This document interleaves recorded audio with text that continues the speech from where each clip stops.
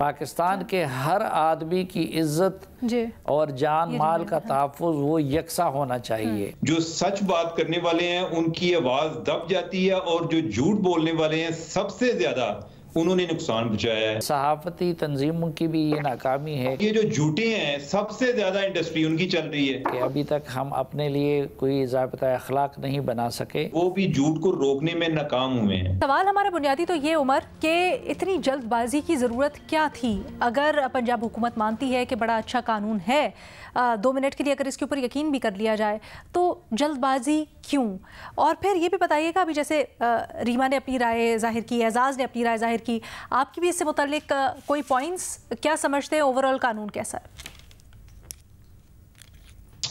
अलीना, ये जो जल्दबाजी वाली बात है ना, एक तो ये भी है, एक मेरे ज़हन में भी सवाल है कि कौन सी ऐसी क़यामत आ रही थी कि जो इनको लग रहा था कि या तो ना कि असम्बली डिज़ोल्व हो रही है और इन्हें ये हो कि उससे पहले पहले हम कोई एक कानून पास कराना चाहते हैं।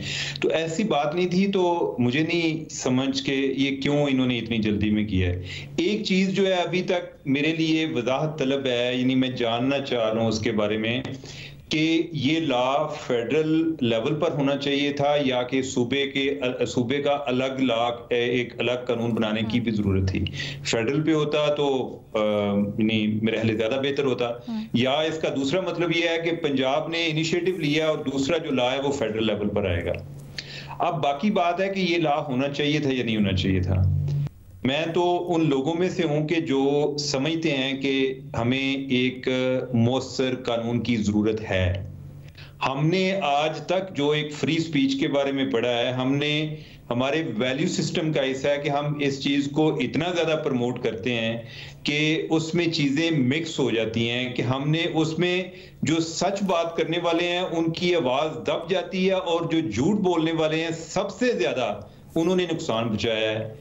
अब ये देखिए, हम एक तरफ गवर्नमेंट की बात कर रहे हैं, ये जिस तरह रीमा ने कोई बातों की निशानदेही की है कि वो ज्यादा प्यूनिटिव लॉ है, मकसद जो है सजा देना है बजाय इसके कि एक ये जो झूठ की तरवीज है उसको रोकना मकसद नहीं है, बेसिकली अपने मुखालफिन को सजा देना है।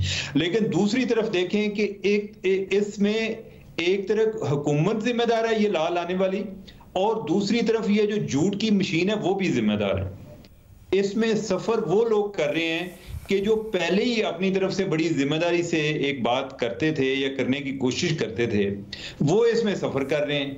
और ये जो झूठे हैं सबसे ज्यादा इंडस्ट्री उनकी चल रही है, और हम जो है फ्री स्पीच के नाम पे उनको प्रमोट कर रहे होते हैं। उनके बारे में हमारा जो टॉलरेंस लेवल है वो बहुत ज्यादा हो गया। अब ये बात मैं फिर इस लॉ की तरफ आऊंगा कि जिस तरह एजाज ने बात की कि ये जो अकाउंट सस्पेंड वाली बात है, और जिस तरह रीमा ने भी इस पर इसके हवाले से बात की, मैं समझता हूं कि होना ये चाहिए था आइडियली कि जिस तरह होता है ना कि आप वेस्ट में हो तो आपका एक दफा ट्रैफिक वायलेशन पे आपको टिकट जारी होता है, दूसरी दफा जारी होता है, तीसरी दफा हो सकता है आपका लाइसेंस कैंसिल हो जाए। तो ये नहीं है कि आपको पहली दफा एक बंदा काबू आ गया और आपने उसको दबा दिया, आपकी पहले ही उस पर नजर थी, आपने कहा कि अब हम इस लॉ का हवाला देके या इसको इस्तेमाल करके अब हम इसके खिलाफ एक्शन लेंगे। ऐसा नहीं होना चाहिए। बेसिकली आपको एक जो एक आदि किस्म का झूठ है और जो एक हादसाती झूठ है उसमें एक फर्क रखना चाहिए। बात होता है कि कोई एक एक्सीडेंटली कि आपका मकसद ये नहीं होता, यानी कि आपने अपनी तरफ से हुलूसे नियत से एक काम किया, इंफॉर्मेशन कलेक्शन की, गलती की गुंजाइश होती है।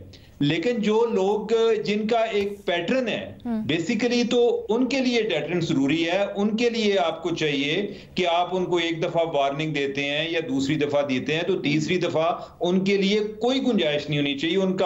उनका जो अकाउंट है वो भी सस्पेंड होना चाहिए और उन पर जो भी कोई जुर्माना है, यानी कि 3 करोड़ भी हो, मुझे कोई प्रॉब्लम नहीं है, लेकिन लेवल्स रखे जाने चाहिए थे।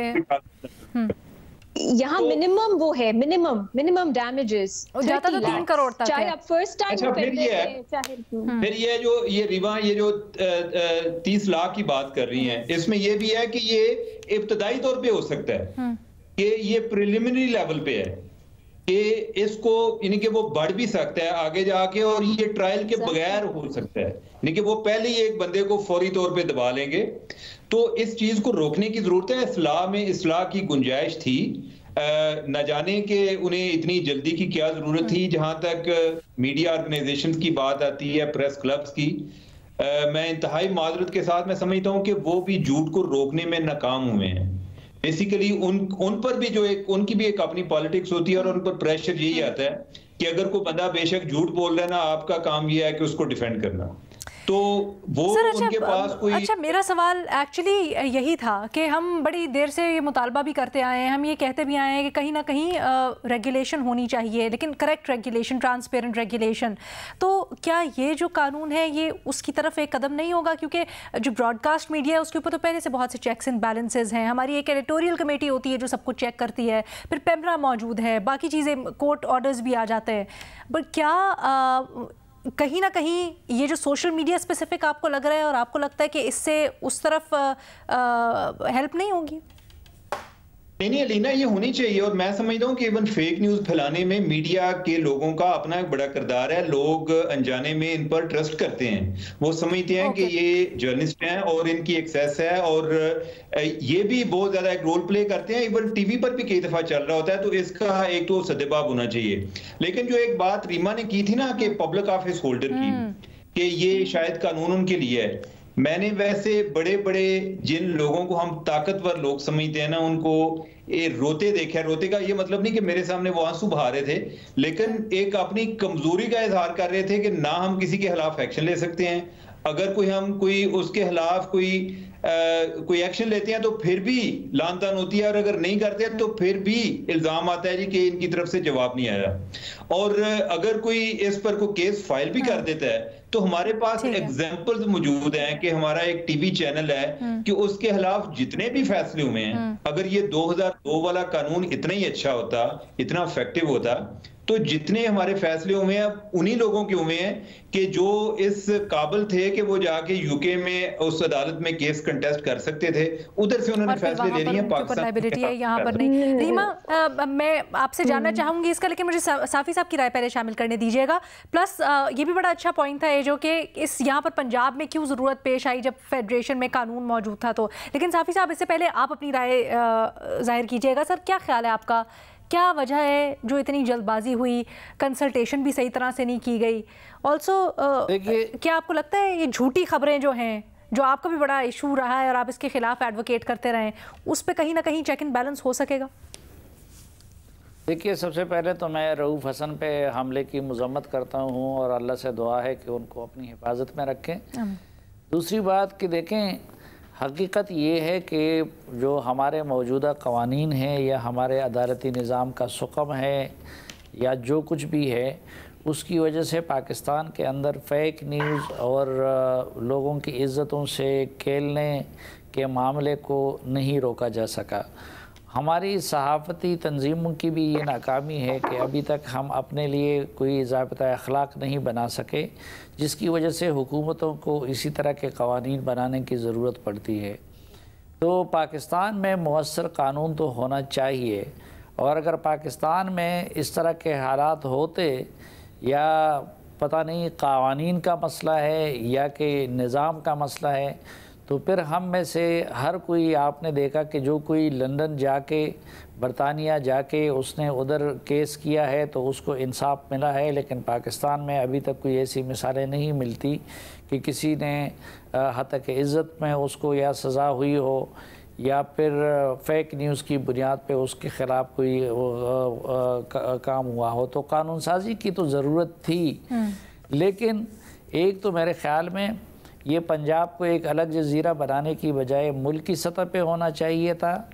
दूसरा, ये कोई हंगामी सूरत हाल नहीं थी, इसमें सहाफ़ती तंजीमों से, सिविल सोसाइटी से, बाकी लोगों से उनको मुतमईन करना चाहिए था। मसलन अगर हम जर्नलिस्ट हैं तो हम ख़ुद फेक न्यूज़ से तंग हैं, हम ख़ुद ये चाहते हैं कि हद के इज़्ज़त का कानून मुअस्सर हो। तो अगर हुकूमत की नीयत में कोई फतूर नहीं थी तो मेरे ख़्याल में जर्नलिस्ट तंजीमें भी उसकी राह में रुकावट ना बनती। ये समझ से बालातर है, और शायद कोई जहन में फतूर होगा या कोई चीज़, वो इसलिए उन्होंने इतनी जल्दबाजी से काम लिया। ये जल्दबाजी नहीं करनी चाहिए थी, और इस पे दीगर स्टेक होल्डर्स को एतमाद में लेना चाहिए था हुकूमत को। हाँ, वजह क्या समझते हैं इसकी? आज ना आता, एक हफ्ते बाद आ जाता, महीने बाद आ जाता, इतनी क्या जल्दी है? ये तो वो बता सकते हैं कि उनको क्या जल्दी थी, लेकिन होना तो ये चाहिए था कि भाई आप अगर कानून बना रहे हैं तो एक तो उसमें जो एजाज ने बात की उसमें ये डिस्टिंक्शन भी नहीं करनी चाहिए। पाकिस्तान के हर आदमी की इज्जत और जान माल का तहफ़्फ़ुज़ वो यकसा होना चाहिए। कानून अक्रॉस द बोर्ड होना चाहिए, वो हर किसी के लिए होना चाहिए। ठीक है, ऐसा ना हो कि आप मखसूस इदारों को या उनकी इज़्ज़त को तो ज़्यादा फ़ौक़ियत दे दें, लेकिन आम आदमी की इज़्ज़त आपकी नज़र में या आपके कानून में उसको कम अहमियत दी गई हो। एक तो ये अक्रॉस द बोर्ड होना चाहिए था और दूसरा इस पे मुशावरत होनी चाहिए थी। ठीक है।